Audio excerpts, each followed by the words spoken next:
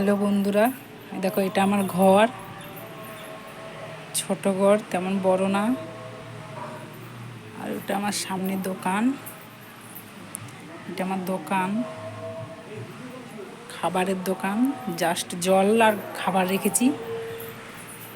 আর এটাই আমার ঘর, পুরোটা ঘর।